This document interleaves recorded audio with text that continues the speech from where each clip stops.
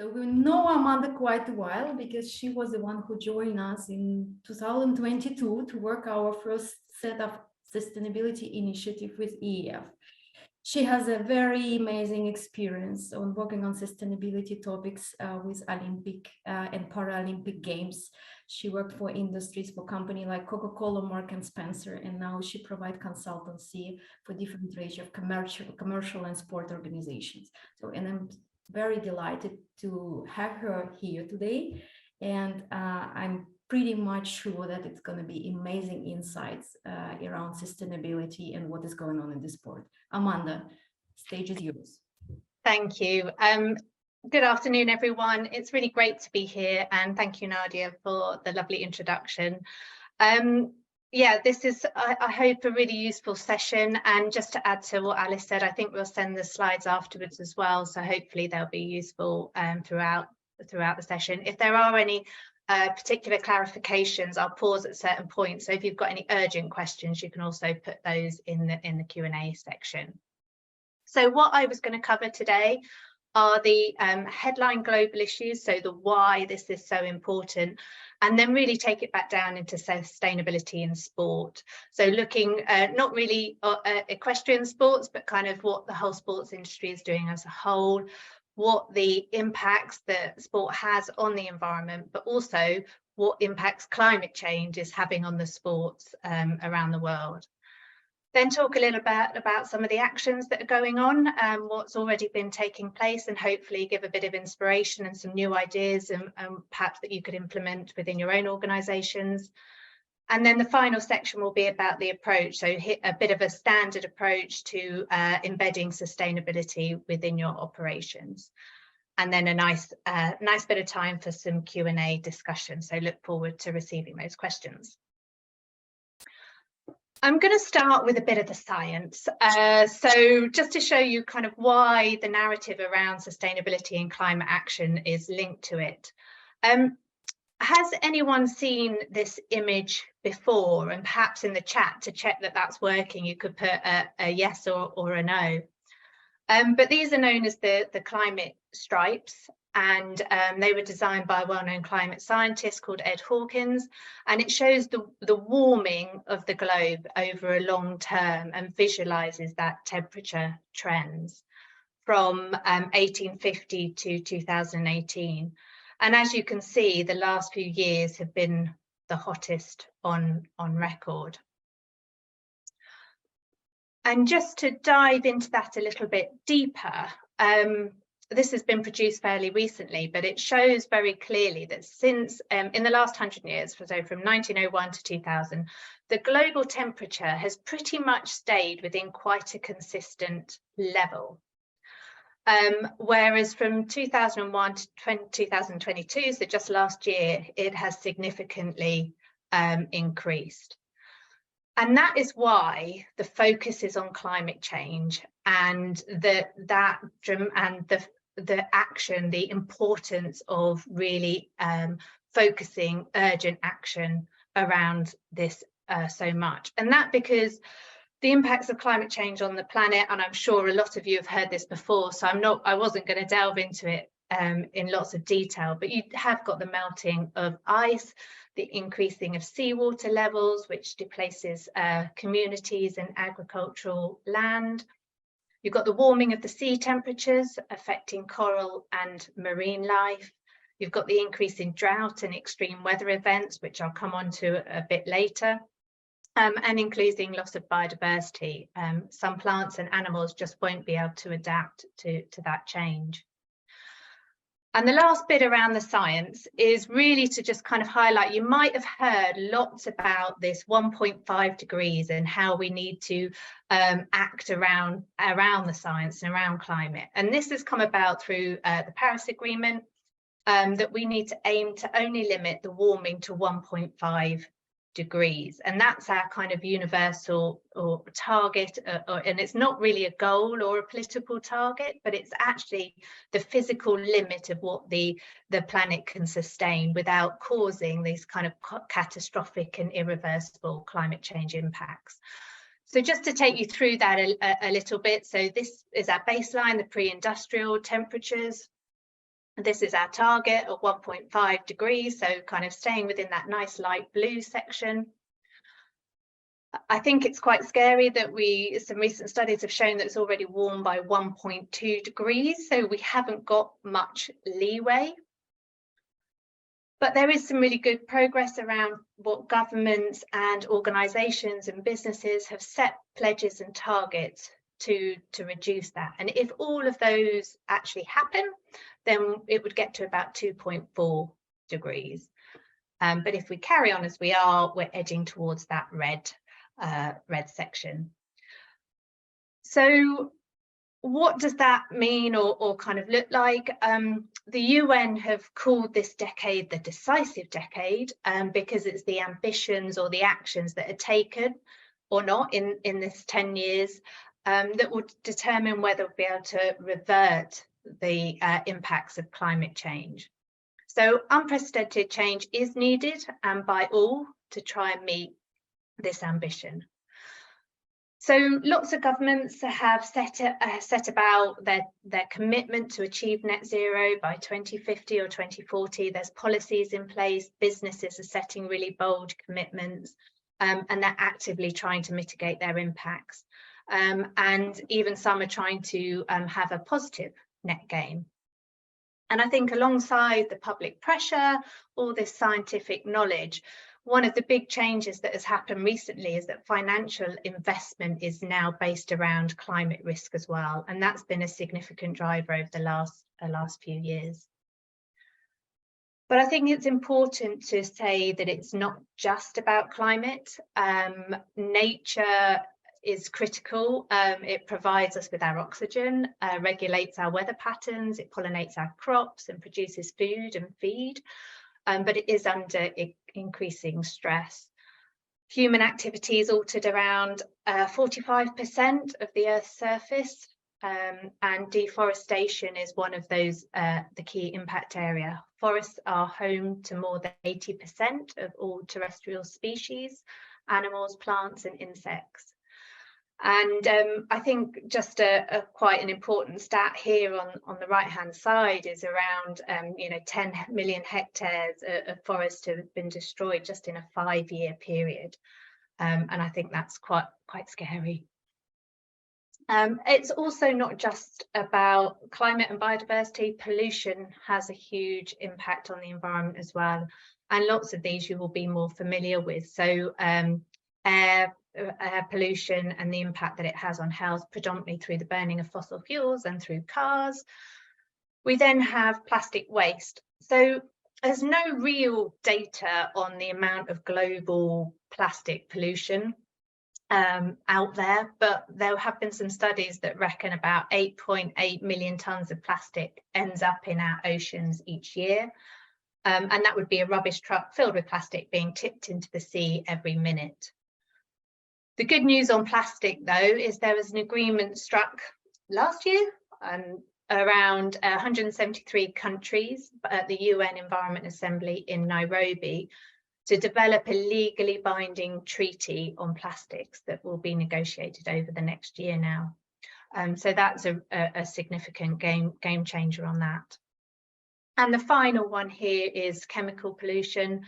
And the presence and increase in our environment has significantly increased. So you've got synthetic chemicals, plastics, pesticides, and antibiotics. So that's kind of just to give you a very quick snapshot of the why. And I thought just before moving on to the next section, I just wanted to give you a bit of a thought, I guess, of where I think we are now. And it's quite clear that we're perhaps unlikely to meet that 1.5 degrees, but we can still move towards a 2.5, 2.7 if we continue, and we need to make more decisive action. And one of the big things is this huge gap between what companies, businesses, governments have pledged to do versus what they're actually doing in practice. So countries are not doing enough really to outline how they are going to deliver their emissions reductions that they've promised. So the intentions of people are really, really good around kind of environmental consumption, but it's not yet translating into meaningful action. And the third is around helping people make lifestyle changes. I think businesses and sport in particular can do more to help people make those lifestyle changes required. And they are best placed to create this new culture of sustainability and new behaviours through the products and the services and the events that we offer or host. And I've kind of done a bit of the doom and gloom side of what that might look like, but I think there's a real positive, and we could create a future that is really quite powerful and good. And just a couple of images here of what it could look like. The man on the right is Dale Vince from Forest Green Ravers, a UK football club, not in the Premier League, but a very sustainable one, and done a lot of advocacy and lobbying in this sustainable sports space. And these images I found in Horse and Hounds a few years ago. But again, I think, you know, what might sustainable equestrian events look like to greening the yard. But more importantly, I think this quote from Ida Auken, of the Danish Member of Parliament, has said that saving the climate involves huge change, but it could make us much happier at the same time. And I think that's important to have just in the back of our minds when we're doing all of this, is we could create something really quite wonderful, you know, for a healthy and, you know, lots of a diverse and biodiverse environment that will make us all happier. So I'm just going to pause there for a second. If there's any urgent questions or clarifications, then pop them in the chat now. And then we're just going to do a poll just to check you're all with us, and just to get a bit of feedback as we go through the webinar. Thanks for loading that, Alice. So do you address sustainable practice in your organisation? And if yes, how long? So no, not yet. We're thinking about it, but haven't started. Yes, we've been doing it for about 1 to 3 years. And yes, more than 3 years. Shaking up.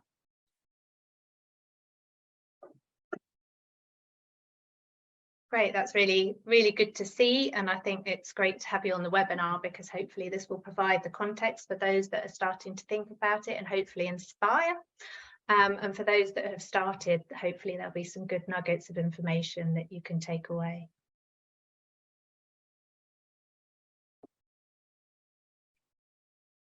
Great, thank you.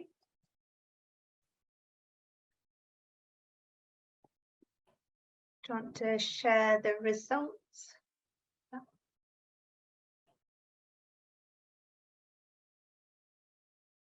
Okay. Still jumping. Close it down. Right, on to the next section. So now really drawing it down into sport and sustainability. According to a report by the Rapid Transition Alliance, the global sports sector contributes the same level of emissions as a medium-sized country. And some of those key impact areas of sports activities, and I've just drawn or pulled together 4 key areas here that I think are most relevant. The first one is around travel. So the transport or the spectators, the riders, the sponsors, the media and entourage, the transport of the horses as well. And that all contributes to carbon emissions from the burning of fossil fuels, but also contributes to air pollution. The second part is impact is around the infrastructure. So all the overlay build that's needed to host events, the toilets, the media, the signage, obviously the field of play, and you know, the energy and the water that is used to host the event. And obviously that you know, contributes to carbon emissions, the materials and resource use, as well as the amount of waste that's produced in that as well. The third one is the products and services. So things like food, the kit, the feed, bedding, vet products, merchandise, IT, technology. And again, they all contribute to carbon emissions, materials use and waste, but also I've added in here the human rights part as well, because often quite a lot of those products and kit and material is manufactured in countries that don't necessarily have as strong human rights criteria as perhaps in Europe. And then finally, the hosting city and the communities. So, you know, from a negative perspective, the impact on air pollution and noise and the local disruption and transport. But actually, there's a lot of partnership opportunities and legacy and employment around working closely with hosting cities and communities. And here I just thought on the travel side, it's just quite nice to visually see the impact of different transport modes. So flying, how that is significantly more, produces significantly more carbon emissions than perhaps a train in Europe. And I've just put in a couple of pictures here from Barcelona Football Club, where they are getting a train to a football match instead of flying. And as you can see, they look pretty happy with that decision. And the other big thing, it's in the media. Sport and sustainability is getting media headlines a lot now. And here's just a snapshot of some of them. And I think it's quite interesting whether you're looking kind of at the middle two around winter sports and how their whole sport is being challenged by that lack of snow, and they're calling on their governing bodies to act and to do something more about this, to lobby and do more advocacy.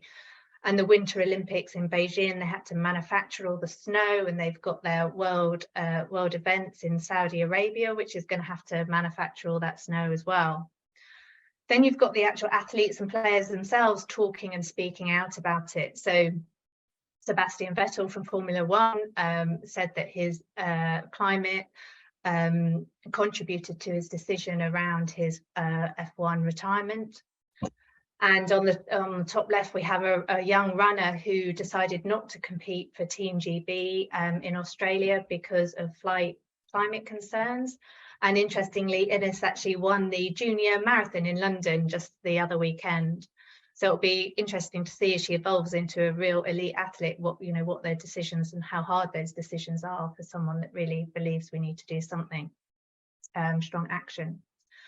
And then in the bottom, you've got around sponsorship as well, which is so important to so many sports. And recently, British Cycling signed a deal with Shell, and some of the negative press around this has been quite astronomical, and they're having to now justify all their decisions, not just around this, but everything that they're doing as an organisation. But climate change also impacts on sport, and just a few examples here. So on performance and welfare, so if you've got extreme heat conditions, you can get heat exhaustion and dehydration and the impacts that it has on your body. In 2018, they had to have high temperature force the US Open tennis tournaments and the organisers to offer heat breaks to athletes because of that. Disrupted schedules, I think, is one of the biggest impacts on sport at the moment. So from the smoke from bushfires stopped play at the Australian Open at the start of last year. We had the, actually this is more familiar for you. So the World Equestrian Games were cancelled in 2018 due to Hurricane Florence, and that was the third major hurricane to hit that region in just 3 years. And the Olympics men and women's marathon in Tokyo didn't take place. It had to move over 500 miles away because of the anticipated extreme heat. So all of these are actively happening in sport, and it's probably just worth noting here that that's just the elite sports and the world events. But obviously the impact on the smaller, more local events and the community sports where you've got your up and coming athletes and the youth leagues are having these more affected on their day-to-day training schedules and enjoyment of the sport. And the third one, selection. I think this is really interesting that now, based on the kind of the physiological performance that a body can can take in certain conditions is meaning that athletes aren't being picked for certain events. And a good example of this was some of our triathlon athletes who were not selected to go to Tokyo because they knew that their body could not meet their usual performance, and they picked other, even though they were, you know, in the top two. And finally, investment. So if you have good purpose, you're likely to get more investment. If you don't, like the Shell and British Cycling, you're going to have more challenges. And I think this is quite an interesting one of now bringing in sponsors, and that obviously that's quite a challenge for a lot of sports themselves. But you can win from being sustainable, and I think this is I just took a snapshot out of the UEFA sustainability strategy. So I thought it covered it quite well. There's 4 key areas. One, it gives you an opportunity to shape your future, and also to recognise what those impacts are on your particular sport, your particular region, and be able to adapt and mitigate to that. So if you do have extreme heat, that you can provide more shading facilities, for example. You can become a trusted partner. So being purposeful is inspiring to others. You can trust, you know, you're more of a trusted partner to be hosting events in different local communities and inspire global partners for the future. Can generate revenue, but also you can reduce costs from energy, water and waste. And it can also drive innovation, and that's something that I'm going to come on, give you some ideas on that a bit later on. And it can certainly serve as catalyst to drive that engagement broader across athletes and fans. And the power of sport to influence change is phenomenal. There are billions of individuals that are involved in sport, either as spectators or practitioners or athletes. And a recent study found that fans are receptive to environmental initiatives and are up for partaking in lots of those efforts when not only when they attend the sports events themselves, but also in their everyday behaviours. And a lot of sport has a really broad social platform reach across lots of different geographical areas and social backgrounds. So that's one huge benefit. It has also got lots of platforms to look at education, whether that's their youth training teams, but also just in the what sport does. You know, it's promoting a healthy and sustainable lifestyle, watching, you know, what you eat and being healthy and active. Around lobbying, so kind of mentioned now that there's a lot more advocates for sustainability and environmental and climate action, and lots of campaigns. One example is that in COP26, over 200 Olympians and Paralympians and athletes that were partaking in Tokyo 2020 came together and put to advocate for more ambitious climate action from world leaders during that summit. And also there's some really good role models that are coming forward around climate action and sustainability and these modern day influencers. And I think one of the quotes from Hannah Mills in the picture there is, she quite rightly says, we're not climate or science experts, we're athletes, but we're evolved and we have an impact, and we can use our global platform to try and influence and encourage change. So I'll just pause at the end of this section. If there's any questions, pop them in the chat. Otherwise, we will do our next poll for you. Do you feel pressure to integrate sustainable practices into your sports activities? And if yes, where from? Is that the public, government, sponsors, or from your members and riders? Yes, that you just believe it's important, or no?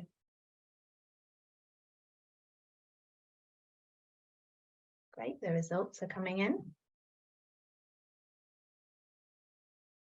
We're over halfway there. So it's great to see that there's no no's, and it's obviously important and interesting that kind of public has been perhaps more predominant reason behind that, and not so much from sponsors yet. Great. Thank you. So now moving into, what's happening? What are people doing around sport and sustainability? I think from an international level, there's the UN Sports for Climate Action. So it would be great, again, perhaps in the Q&A box or in the chat if it's now live, just to see if anyone has signed up to that already. But it was launched in 2016. The FAI is a signatory, as well as quite a few NOCs, including Denmark, UEFA, European Rugby, the European Broadcasting Union, Sky Sports. There's lots now, I think there's nearly 200. And the aim of that is as a collective industry ambition or goal to reduce emissions by 50% by 2030 and to achieve net zero by 2040. And as part of that, they've got some principles and a specific framework for action. So firstly is to undertake systemic efforts to promote greater responsibility, to reduce overall environmental impact, to educate, promote and advocate for climate action. The other kind of, I guess, big international driver has been from the International Olympic Committee. So they've got a really strong sustainability strategy, again, moving towards net zero. They're looking at both their direct and indirect greenhouse gas emissions for their operations, their own organisation and head office, as well as their events that are associated with the Olympic movement. They're also looking at adapting to the consequences of climate change on planning sports facilities and events, and also they've embedded it in those host cities for candidate cities for hosting the Olympic Games. And here's just a few examples of governing bodies that have looked at or have developed a sustainability strategy. And without going into too much detail, what I wanted to just highlight here is generally they follow the same theme. The first one being around leading by example, so looking at their own operation and taking action to reduce their emissions. Next, it's around kind of their events and what they're hosting and working with their athletes or players or riders. And then thirdly, what they're doing around this advocacy piece, so inspiring how they're educating, how they're communicating. And they're all quite varied in their level of depth and all slightly different depending on the sports themselves, but those underlying themes are there. It's also worth noting here that the FAI have produced a handbook for sustainability for event organisers, which is a useful framework. If you haven't seen that, it's worth looking at. So what's actually happening at venues in events, and there's loads that I could actually draw out from here because there's some really good stuff going on, and there's a really strong network of practitioners in sustainability and sport across Europe and globally. So I've just pulled out four. The first being Forest Green Rovers that I mentioned. They're kind of a UK football club, and they were the first the world's first to go completely carbon free. They are fully vegan, both the players and the offering for their spectators. 100% renewable energy and rainwater harvesting, and they're currently building a new carbon-free wooden stadium, which is looking pretty good. Something completely different, so Formula E, within its purpose is around using electronic cars rather than Formula One with the fossil fuel-based petrol. They've implemented what's called ISO 20021, a sustainable event management system, which is basically a framework of how they are adopting sustainability across all their operations. So it gives that kind of structure. And then that kind of independent certification to say, yes, they're doing a really good job, they're doing the best they can, they've got a robust program in place to continually improve. And they've had new signage and branding that is more sustainable at their race events. Roland Garros, they were the first event in France to get that ISO 2012 standard. They've got 100% renewable energy, flexible solar panel trials. They also were working with the city of Paris to look at modern greenhouses, and they increased the open ground, the level of space to increase biodiversity. And the last one is around, I put a golf in there because I think maybe some of the synergies with equestrian can be quite similar there in managing green space, with kind of irrigation and water being one of the key areas. So in Italy, including their training centres, have looked at more efficient irrigation control, increasing biodiversity, and also looking at alternatives to pesticide use, and so using sheep instead in Scotland. And then in terms of, again, from an equestrian perspective, I've just picked out 4. So, you know, again, I do know there's a lot more going on in this space, and luckily we've got kind of Jim and Ruth later on, and Dennis to talk a bit more about it as part of their panel discussion. But just a few here. So Helsinki Horse Show, they looked at how they could use the manure to run energy, to reusable materials for their cups, water, using tap water only, electric vehicles, and also their social media and engagement. I mean, it's probably worth saying that a lot of these initiatives, they don't always work, and you know, that's absolutely fine. It's the trialing and sharing that knowledge, and continually evolving and trialing new innovation. At London 2012, for Field of Play, we had recycled horseshoes for some of the jumps and the look. We used temporary overlay, and there was a lot of work done on protecting the local biodiversity and trees and enhancing that where possible.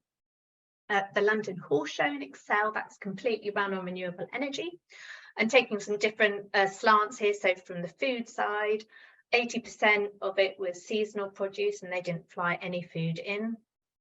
Any food waste was donated to local charity partners, and had a commercial wormery on site, which was quite interesting. And the manure was sent to local farms. And the last one was more around kind of partnerships. So working with Rabobank, and they had a Brasserie 2050 concept, which we looked at showcasing kind of local food, low carbon, less meat, more vegetarian and vegan options as part of that.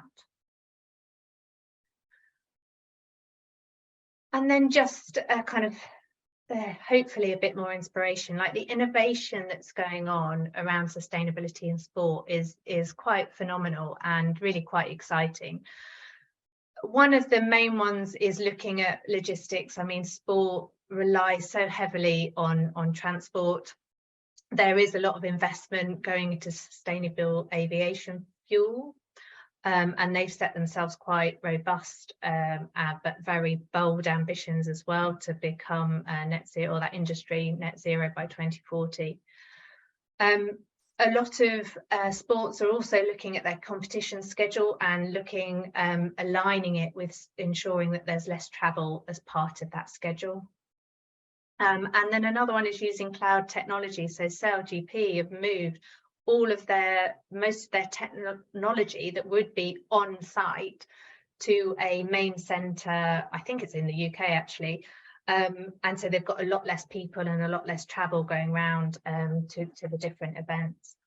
And I've just chucked in here a picture of a Tesco's van, because actually in retail and some of the industries that rely heavily on logistics are investing a lot of money and resources into this, particularly for the larger vehicles, which aren't as which can't really be run on the current system of electric vehicles. And here they're trialing solar panels on some of their HGV trucks. Another big innovation area is around sports equipment. So there's a consortium of organisations that are looking at carbon fibre, which is quite a nasty product and also can't currently be recycled. But they're looking at facilities and ways that they could do that and investing in that infrastructure.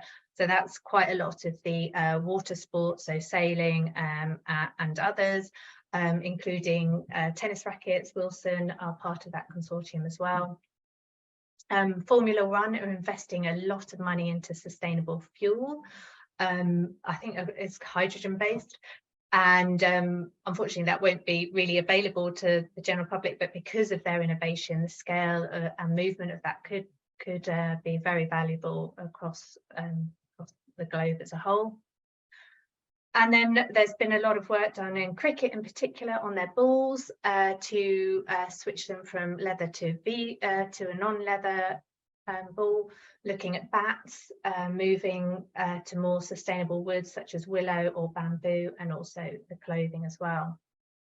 And the third one, which is less from a kind of a product or a material thing, but actually how they are incentivizing action around sustainability. So they've got what they call their Impact League, where their 8 participants are having to compete against each other for their carbon footprint performance. And those that get the highest get a significant amount of money, which can then go to their community trusts and programs that they want to support.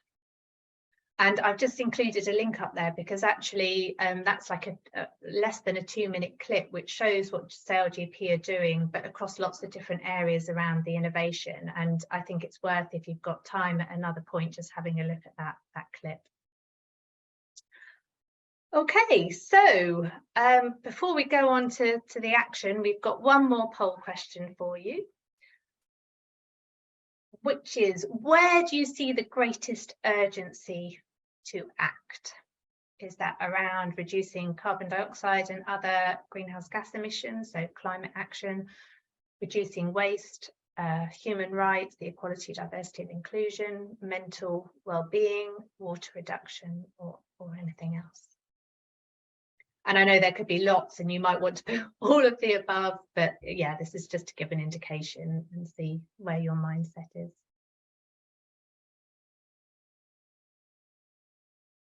So this looks great, and yeah, definitely drawing out the key things, but yeah, important not to forget those other important social and environmental issues. Great, thank you. So the last section from me, because pretty much time is up, so I am just going to very briefly go through some key steps for action. And this is based on the UN Sports for Climate Action, and a very kind of simple approach. They ask you to pledge, to then plan what you're going to do, proceed, so the act, which is so important, and then to report your progress. And I'm just going to cover a couple of slides around that planning phase, because that's what's so important. And I've kind of set it out to at a very top level. One, looking at your scope. So what do you actually do and what do you have direct control for and influence? Then looking at the impacts of your operations. So we've kind of talked about that quite a lot in this session. Measure. So it's really important to know actually what your impact is and where you can improve, and also set targets and create an action plan so you can actually do it.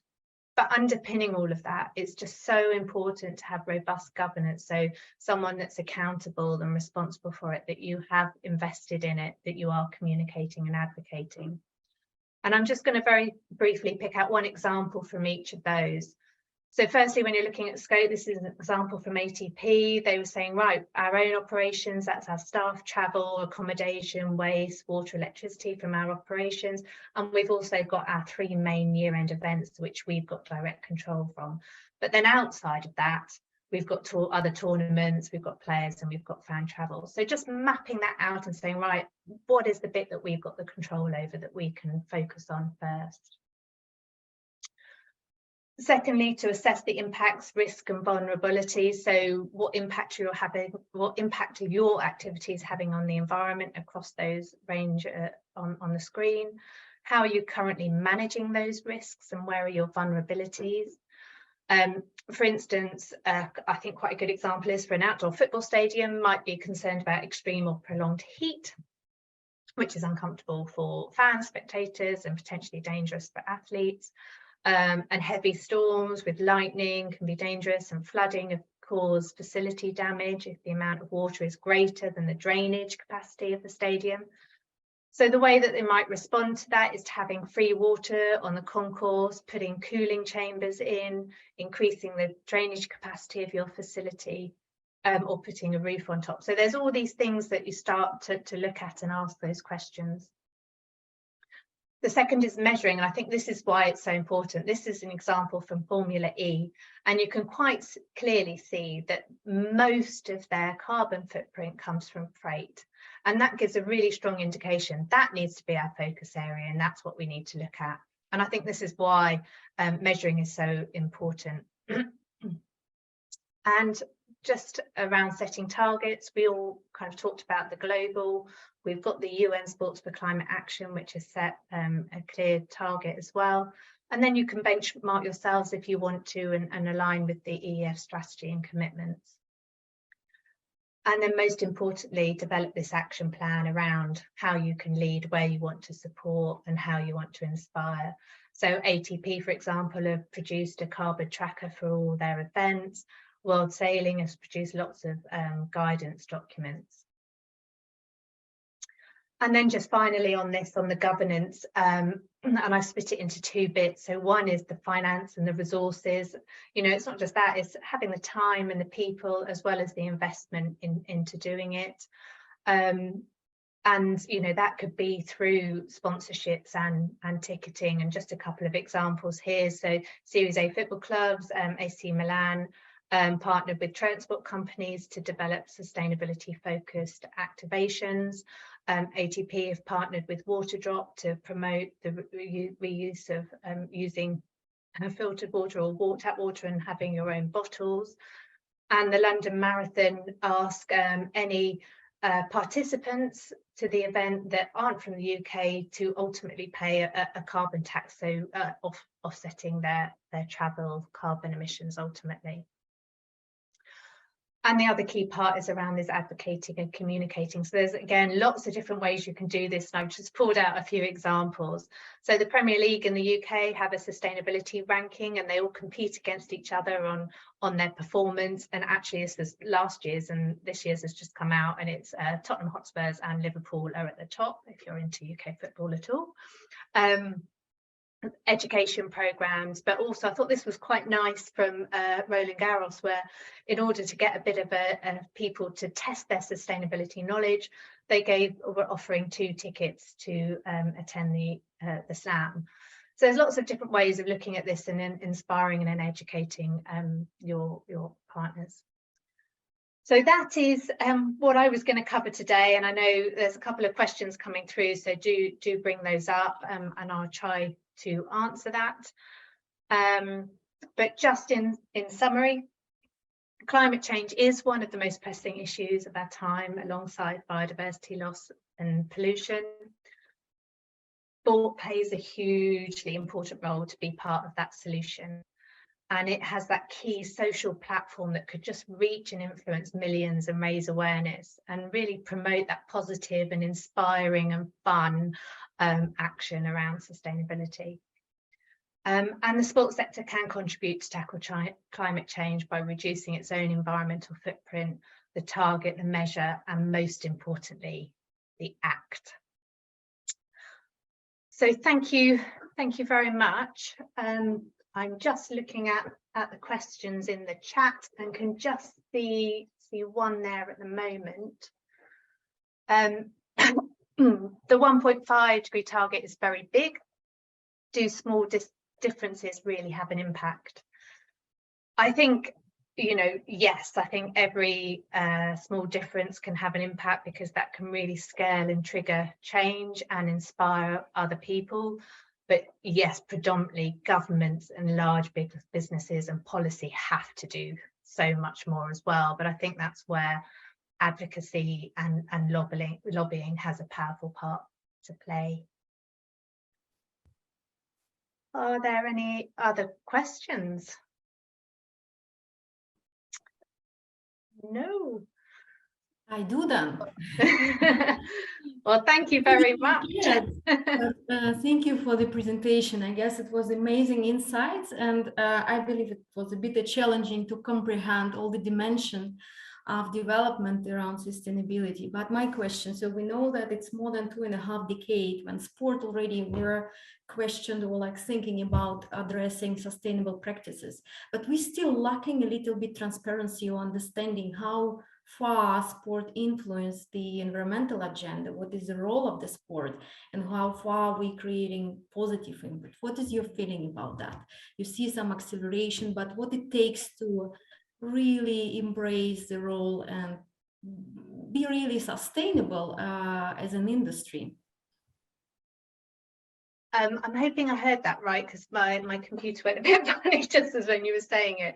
But you mean as in, what could we really do? What's the most meaningful? I can repeat, but Mike could just summarize myself, so that's a good one. So what actually missing to be really sustainable industry for the sport? Because this subject is not new.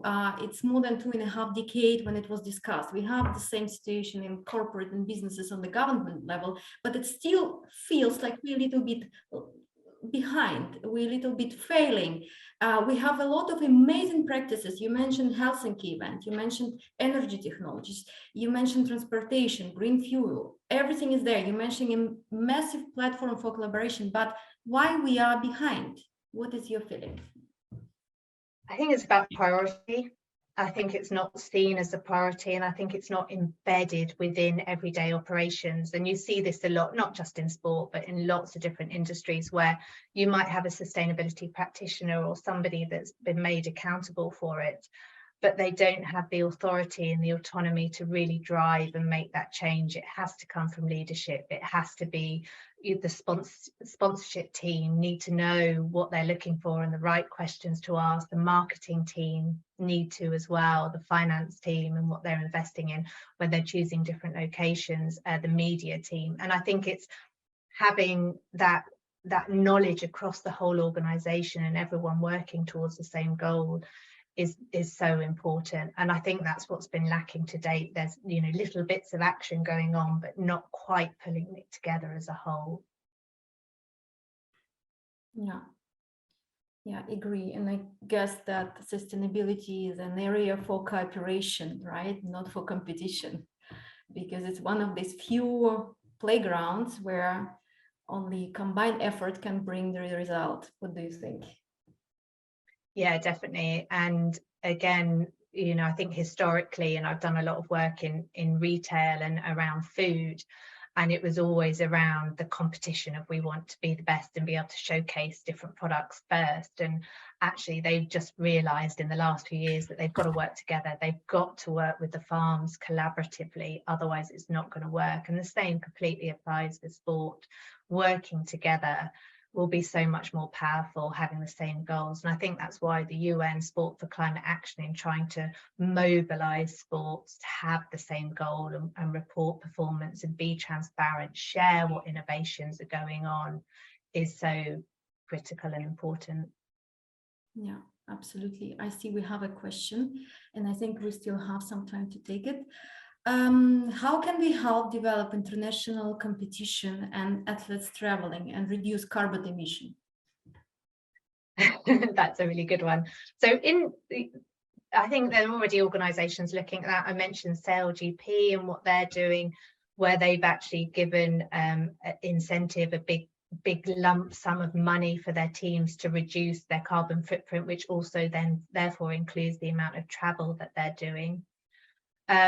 Others have things like so an example of that, not just the actual athletes themselves, but all the kit that goes alongside it. So their boats are actually now designed in a way like Lego. So they're broken down and put in, only take like 1 or 2 cargo rather than what they had before.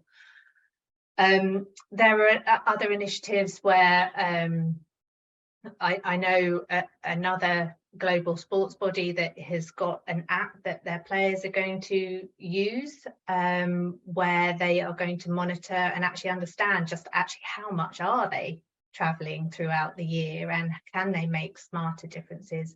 And what we're noticing a lot with actually some of the younger athletes in particular, and I suppose maybe because they don't have families, they're a bit younger, but they tend to be positioning themselves 6 months in one part of the world and 6 months in another, so that they're minimizing their travel throughout that year. So there's lots of things that are happening, but I think, there needs to be a lot more more work done around understanding just how much, and looking at competition schedules, which is something that has been a bit of an elephant in the room around sporting events as well.